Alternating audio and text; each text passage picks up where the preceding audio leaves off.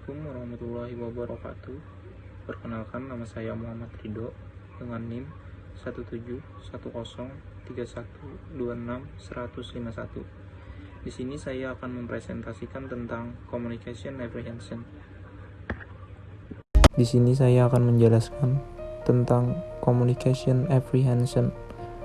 Apa itu communication apprehension? Communication apprehension adalah perasaan cemas yang dirasakan seseorang ketika berkomunikasi. Makna kecemasan dan komunikasi.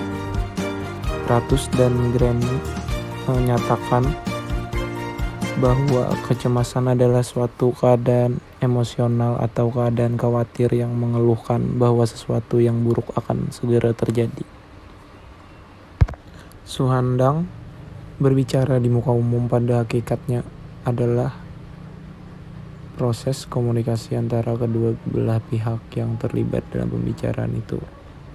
Gejala error communication. Rahmat mengatakan bahwa kecemasan berbicara di muka umum adalah gejala-gejala yang dialami seseorang ketika bekerja di bawah pengawasan orang lain. Istilah kecemasan komunikasi.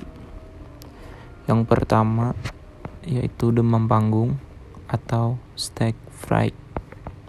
Yang kedua, kecemasan berbicara atau speech anxiety. Yang ketiga, ketidakmampuan atau retention. Faktor-faktor penyebab kecemasan komunikasi.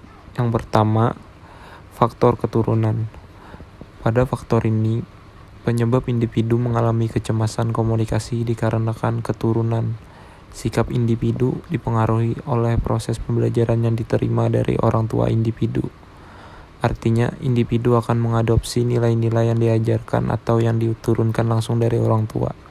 Sebagai contoh, individu yang sejak dini tidak diajarkan untuk berpendapat secara bebas oleh orang tua, maka individu tersebut akan menurunkan ajaran tersebut kepada generasi berikutnya. Kedua, ada faktor lingkungan. Pada faktor ini, penyebab individu mengalami kecemasan komunikasi karena lingkungan. Lingkungan yang dimaksud seperti keluarga, teman sebaya, dan masyarakat di lingkungan tempat tinggal.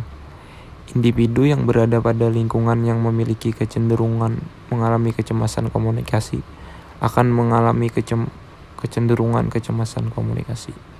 Yang ketiga, faktor reinforcement. Faktor ini menyatakan bahwa seberapa sering individu mendapat penguatan ketika melakukan komunikasi dari lingkungan sekitar. Individu yang menerima positif reinforcement oleh lingkungan sekitar dapat mengurangi kecemasan ketika melakukan komunikasi. Individu yang jarang atau tidak pernah diberikan kesempatan oleh lingkungan sekitar untuk berkomunikasi dan tidak diberikan dorongan untuk melakukan komunikasi, maka individu tersebut menjadi cenderung mengalami kecemasan ketika melakukan komunikasi. Reinforcement yang dimaksud adalah proses belajar, di mana individu yang aktif untuk belajar mengembangkan keterampilan komunikasi dapat mengurangi kecemasan komunikasi dibandingkan yang individu yang tidak belajar keterampilan komunikasi. Yang keempat, faktor situasi komunikasi. Pemicu timbulnya kecemasan yang dialami seseorang adalah situasi komunikasi.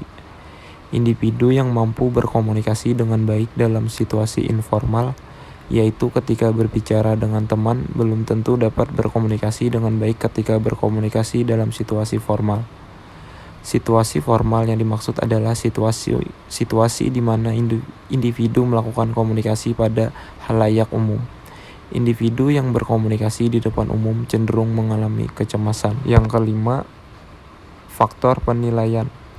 Salah satu hal yang dapat menyebabkan individu mengalami kecemasan dalam berkomunikasi adalah di saat individu merasa bahwa individu akan dinilai atau diberikan penilaian dari orang lain karena penilaian dianggap mampu membuat, mengangkat, atau menjatuhkan harga diri. Namun pada umumnya, penilaian dapat membuat harga diri individu jatuh. Individu yang akan melakukan komunikasi di depan umum cenderung memiliki pikiran-pikiran negatif yang belum tentu benar, sehingga hal tersebut menyebabkan individu mengalami kecemasan ketika mengetahui bahwa individu sedang dinilai oleh penilai. Yang terakhir atau yang keenam, faktor kemahiran, kemampuan, dan pengalaman. Diyakini bahwa individu yang memiliki sedikit kemampuan dan pengalaman melakukan komunikasi menyebabkan individu tidak mengetahui apa topik yang akan dibicarakan serta apa yang harus dilakukan, sehingga hal-hal itu memunculkan kecemasan. Maka dari itu, dibutuhkan pengetahuan yang luas mengenai komunikasi serta banyak berlatih. Berkomunikasi akan memberikan individu kemampuan untuk memulai, melanjutkan, dan mengakhiri pembicaraan yang baik dan benar. Faktor-faktor kecemasan berkomunikasi. Menurut Muslimin, ada 7 faktor yang mempengaruhi tingkat kecemasan berkomunikasi. Yang pertama, tingkat evaluasi atau degree of evaluation, yaitu semakin tinggi individu merasa dirinya sedang dievaluasi, maka kecemasan akan semakin meningkat. Yang kedua, status bawahan atau subordinate status, yaitu saat individu merasa bahwa orang lain memiliki kemampuan komunikasi yang lebih baik atau pengetahuan yang lebih luas darinya, maka kecemasan berkomunikasi semakin meningkat. Yang ketiga, tingkat konspirasi atau degree of conspicuousness. Semakin menonjol seorang individu, maka kecemasan berkomunikasi semakin tinggi. Yang keempat, tingkat ketidakpastian atau degree of unpredictability. Semakin banyak situasi tak terduga, maka semakin besar tingkat kecemasan. Yang kelima, tingkat ketidaksamaan atau degree of dissimilarity. Saat individu merasakan sedikit persamaan dengan teman bicaranya, maka individu tersebut akan merasakan kecemasan berkomunikasi. Yang keenam, keberhasilan dan kegagalan atau failure, success, and failures, yaitu keberhasilan atau kegagalan individu di suatu situasi akan berpengaruh terhadap respon individu pada situasi berikutnya. Yang terakhir, kurangnya keterampilan dan pengalaman dalam komunikasi atau lack of communication skill and experience, yaitu kurangnya kemampuan dan pengalaman akan menyebabkan kecemasan berkomunikasi, terutama jika tidak berusaha untuk meningkatkan kemampuannya. Aspek-aspek kecemasan berkomunikasi. Dari beberapa jenis kategori kecemasan komunikasi menurut McCloskey, penelitian ini menggunakan generalized context yang terdiri dari beberapa aspek, yaitu: yang pertama, kecemasan komunikasi di depan umum. Kecemasan komunikasi yang terjadi pada saat individu melakukan komunikasi di depan halayak ramai seperti saat berpidato atau memberikan sambutan dalam suatu acara. Yang kedua, kecemasan komunikasi dalam pertemuan. Kecemasan komunikasi yang terjadi pada saat individu berada dalam sebuah acara formal seperti pada rapat atau pertemuan penting. Yang ketiga, kecemasan komunikasi dalam kelompok kecil. Kecemasan komunikasi yang terjadi pada saat individu berada dalam diskusi kelompok kecil. Individu dapat memberikan masukan atau tanggapan dalam diskusi tersebut yang melibatkan penilaian dan atensi pada kelompok kecil. Yang keempat, kecemasan komunikasi dua arah. Kecemasan komunikasi yang terjadi pada saat individu melakukan percakapan dengan orang lain. Adapun menurut Patterson dan Ritz, parameter-parameter tersebut adalah: yang pertama, aspek fisiologi seperti detak jantung dan rona merah pipi karena malu. Yang kedua, manifestasi perilaku seperti penghindaran dan proteksi diri. Yang ketiga, dimensi kognitif seperti fokus diri dan pikiran negatif. Sedangkan menurut Zimbardo mengemukakan bahwa kecemasan komunikasi mempunyai 4 aspek, yaitu pertama, kognitif, yaitu perhatian yang berlebih terhadap diri sendiri dan juga terhadap pandangan atau penilaian orang lain. Kedua, afektif, yaitu perasaan malu, gelisah, dan bingung. Ketiga, perubahan fisiologis, yaitu detak jantung dan nadi meningkat, keringat berlebih, tangan dan kaki dingin, serta perut mulas.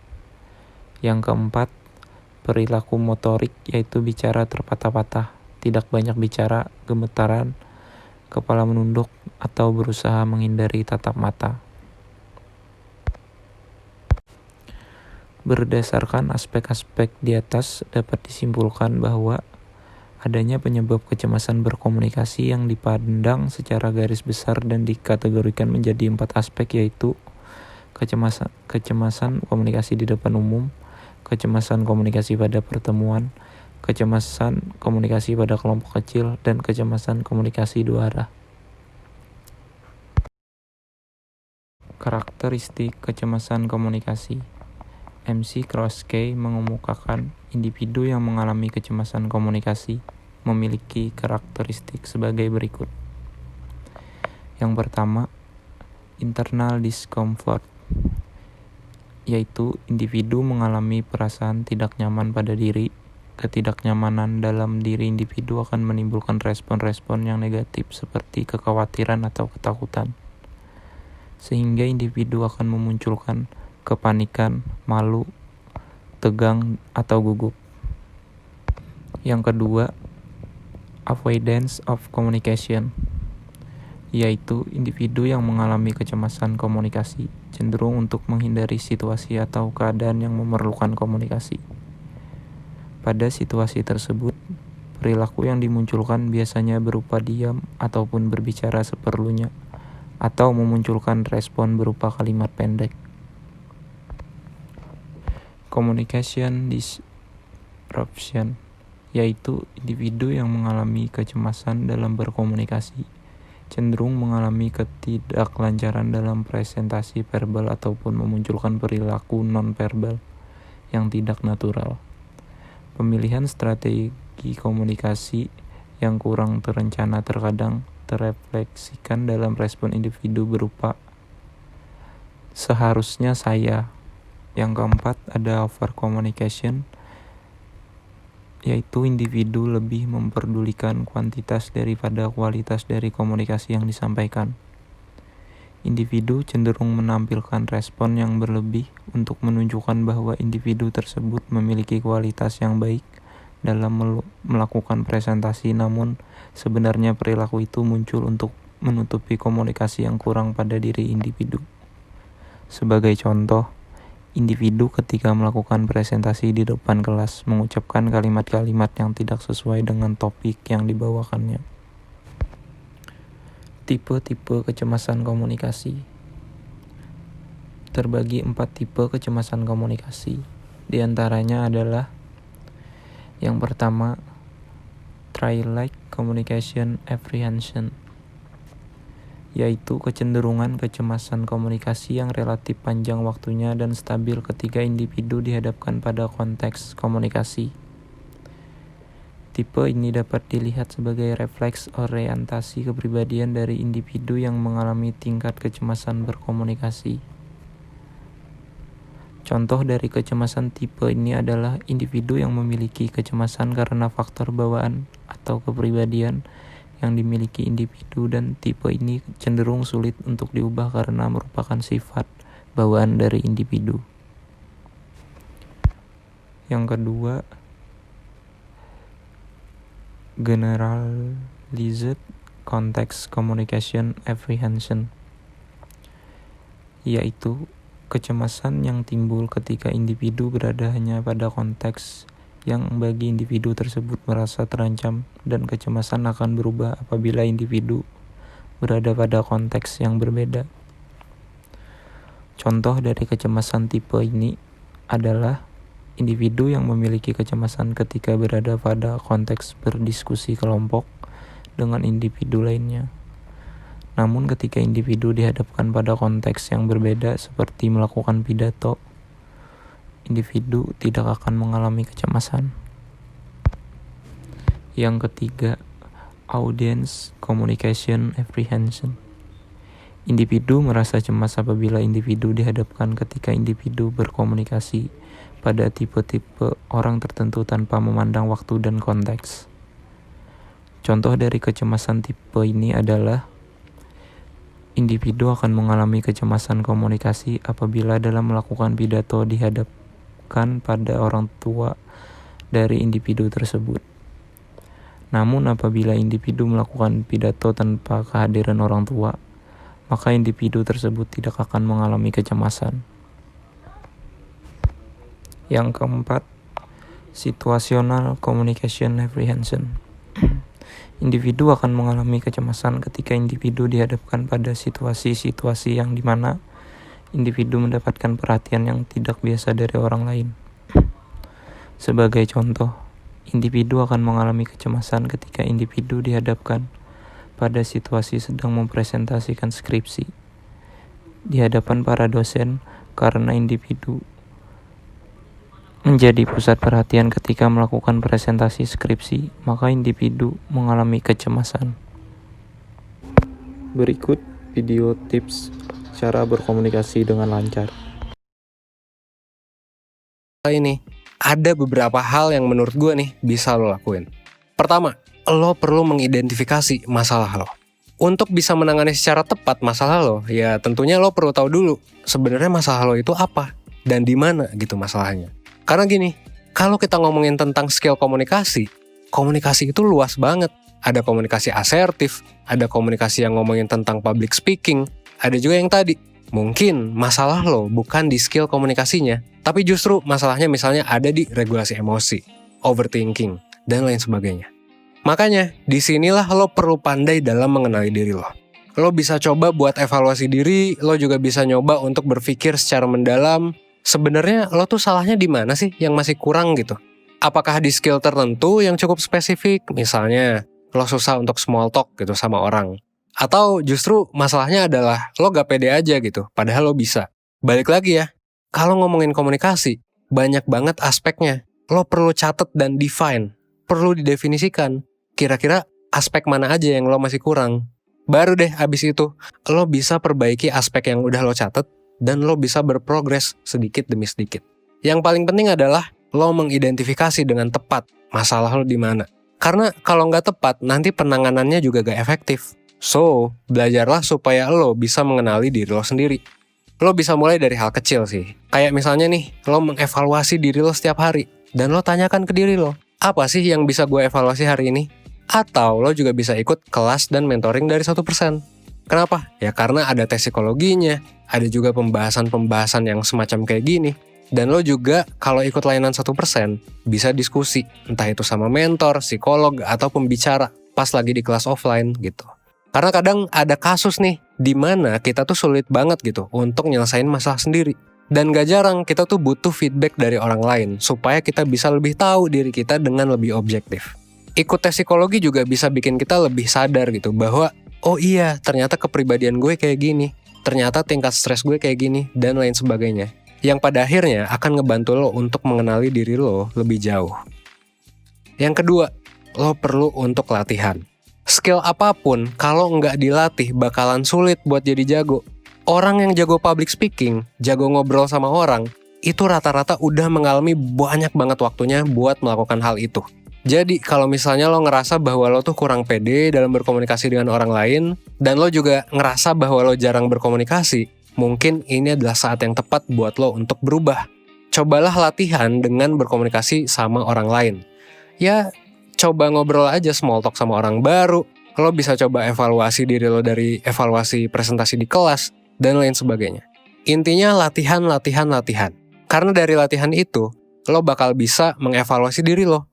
Yang mana yang perlu ditingkatin, dan yang mana juga yang emang udah bagus gitu. Yang ketiga, fokus ke orangnya, bukan ke pikiran lo atau ke hasilnya nanti.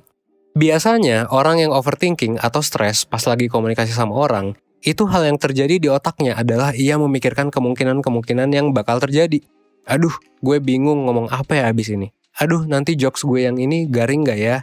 Aduh, nanti public speaking gue gagal. Atau nanti gue gak bisa deket sama dia. Dan berbagai pikiran lainnya. Pikiran-pikiran kayak gitu, ini harus lo sadari. Dan lo juga perlu ingat bahwa ini hanya terjadi di pikiran lo aja. Lo lebih baik fokus sama hal yang terjadi saat itu.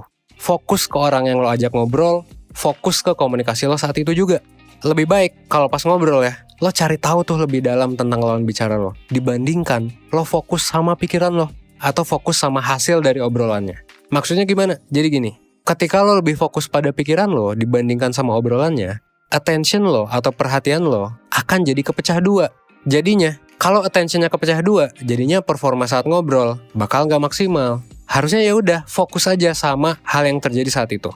Fokus sama here and now. Gak usah terlalu mikirin tentang hasil dari obrolannya bakal kayak gimana, atau sama pikiran-pikiran kita. Fokus aja sama orang yang ada di depan kita. Mungkin ada dari lo yang bingung, tapi kalau udah fokus, terus obrolannya garing gimana? Atau misal, kan kepikiran terus gitu, harus ngomong apa? Kalau obrolannya garing, atau interaksi lo sama lawan bicaranya gak berjalan lancar, awkward gitu misalnya. Ya balik lagi, santuy aja. Ingat bahwa ini cuman ngobrol doang. Mungkin sekarang lo sama lawan bicara lo itu obrolannya awkward gitu. Misal ya. Tapi bukannya semua obrolan pasti ada awkward momennya. Ini normal kok untuk jadi awkward gitu. Apalagi kalau lo ngobrol sama orang baru. Coba deh, gue pengen lo mengevaluasi diri lo. Coba lo inget-inget obrolan-obrolan pertama lo sama teman-teman lo yang sekarang. Atau sama pacar lo sekarang. Atau sama sahabat lo. Ingat obrolan pertamanya. Gue yakin banget bahwa pasti ada aja at least satu interaksi yang itu tuh awkward moment banget gitu pas lo baru kenal mereka. Tapi gak apa-apa, ini wajar, gak apa-apa banget. Ingat bahwa ini cuman satu interaksi sosial dari ribuan interaksi yang bakal lo jalani bersama mereka dan sama orang-orang lainnya. Apalagi kalau lo emang jarang latihan, tentu ini bakal terjadi sering banget di awal-awal. Dan ini gak apa-apa. Yang perlu kita lakukan adalah terus mengevaluasi diri, terus mengembangkan diri supaya nanti meskipun lo selalu gagal nih di awal, awkward moment, jadi pendiam lah pas lagi ngumpul. Yang penting lo berprogres. Selalu inget, setiap abis interaksinya gagal atau berhasil, kira-kira lo harus ngapain nih buat mengembangkan diri lo? Apa yang harus lo improve? Itulah yang harus lo fokusin. Dibandingkan lo terus minder, nyalahin diri sendiri, atau jadi overthinking, jadi terlarut dalam kesedihan gitu. Daripada energinya habis buat kayak gitu, mendingan energinya lo fokusin ke pengembangan diri lo. Supaya next time saat lo ketemu orang baru, obrolannya bisa jadi lebih baik. Ingat, yang penting adalah progress. Yang keempat, tips terakhir. Ingat untuk santuy aja. Anggap ini sebagai sebuah proses. Kalau lo nonton video ini, kalau berdasarkan statistik ya, maka kemungkinan besar mayoritas dari lo, para perseners nih, itu masih muda. Umur lo bisa jadi di bawah 30 tahun atau di bawah 25 tahun. Atau bahkan lo masih belasan gitu umurnya. So, karena lo masih muda, tenang aja, santuy. Masih banyak waktu buat lo mengimprove diri lo. Perubahan besar itu seringkali gak bisa instan. Perlu progres yang sedikit demi sedikit. Makanya kan nama channel ini tuh 1% gitu. Karena filosofinya adalah ya untuk melakukan perubahan besar, lo perlu memulai dari perubahan kecil. At least 1% aja perubahan setiap harinya. Kalau lo udah konsisten dengan perubahan kecil itu, maka gue bisa jamin nanti perubahan diri lo setelah berbulan-bulan, setahun 2 tahun gitu, pasti jadi oke banget. Evan yang sekarang ngomong di YouTube nih, yang banyak ngemeng jadi voice over dan bikin 1%, adalah Evan yang pernah juga dulu gak pede. Evan yang pemalu gitu dulu. Dan sering banget awkward kalau ketemu orang. Bahkan sampai sekarang. Tapi ya gak apa-apa. Gue selalu matok di otak gue mindset bahwa ya udah sih gitu. Gue masih muda, gue masih umur 20-an, masih banyak yang bisa gue kembangin. Santuy aja. Kalau sekarang awkward, ya udah, tinggal evaluasi diri. Apa nih yang bisa dikembangin gitu. Kalau misalnya interaksinya berhasil, ya udah, bersyukur gitu, reward diri kita dan kembangin lagi diri kita. Kalau semua orang punya mindset santuy kayak gini, gue yakin hidup semua orang bakal jadi lebih baik. Makanya ya udah, santuy aja. Kalau gagal ya udah, perbaiki diri. Kalau jenuh ya udah juga, nongkrong dulu aja gitu. Kalau berhasil, maka ya bersyukur sama Tuhan. Semua hal yang terjadi pada kita, apapun itu ya, positif atau negatif, gue yakin pasti ada maknanya nanti. Yang penting, kita terus ikhtiar dan ikhlas untuk menjalani apapun yang nanti ada di depan kita.